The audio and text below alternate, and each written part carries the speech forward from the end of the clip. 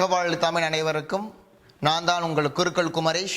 நீங்கள் பார்த்து கொண்டிருப்பது அலையூசி பிரிமுடன் வழங்கும் சமய விளக்கு நிகழ்ச்சியில் நாம் இன்று பார்க்க உள்ளது ஆலயத்திலும் வீட்டுப்புறங்களையும் எந்த எண்ணினால் விளக்கு ஏற்றினால் எந்தெந்த பலன்கள் கிடைக்கும் என்று பார்க்க உள்ளோம்.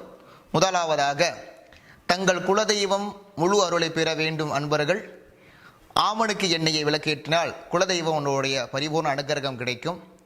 அடுத்தபடியாக, நல்லெண்ணெய் எண்ணெயில் தீபம் ஏற்றினால் சுவாமிக்கு உகர்ந்தது. அதேபோல் நவக்கிரகங்களுக்கு ரொம்ப திருப்தி செய்யும். ஆகிய நவக்கிரக தோஷங்கள் நிவர்த்தியாகி நவக்கிரகங்களோட பரிபூர்ண அனுகிரகம் கிடைக்கும்.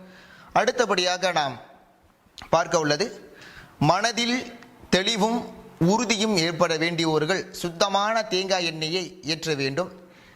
இந்த தேங்காய் எண்ணெயில் ஏற்றி வழிபாடு செய்தால் திடகாத்திரமான தெளிவு கிடைக்கும்.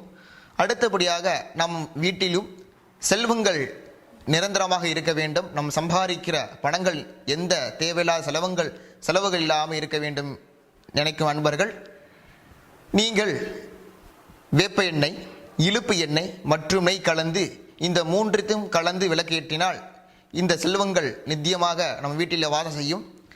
அடுத்தபடியாக, மந்திர சக்தி, ஜபம், தியானம் என்று செய்ய பக்தர்கள் இந்த விளக்க எண்ணெய், இழுப்பு எண்ணெய், நெய், நல்லெண்ணெய், தேங்காய் எண்ணெய் ஆகிய 5 எண்ணெய்களை கலந்து விளக்கேற்றினால் ரொம்பவும் சிறப்பான முறையில் நீங்கள் நினைத்த பலாபலன் கிடைக்கும். முக்கியமான குறிப்பு, கடலை எண்ணெய், கடுகு எண்ணெய், பாமா எண்ணெய் போன்ற எண்ணெய்களை கொண்டு ஒருபோதும் விளக்கு ஏற்றக்கூடாது. காரணம், இந்த எண்ணெய்களை விளக்கு ஏற்றினால் மனக்கடன், மனக்கவலை, கடன் தொல்லை, வேறு தொல்லைகள், பாவங்கள் பெருக்க வல்ல இந்த எண்ணெய்களுடைய சக்தி ஆற்றல் இருக்கிறது. ஆகையால் இந்த எண்ணெய்களை தவிர்ப்பது மிகவும் நல்லது. அடுத்தபடியாக, நீங்கள் மேலும் சமய விளக்கங்களை தெரிந்து கொள்ள திரையில் கீழ் காணும் முகநூல், அதாவது ஃபேஸ்புக் வாயிலாக என்னை தொடர்பு கொள்ளலாம். நன்றி.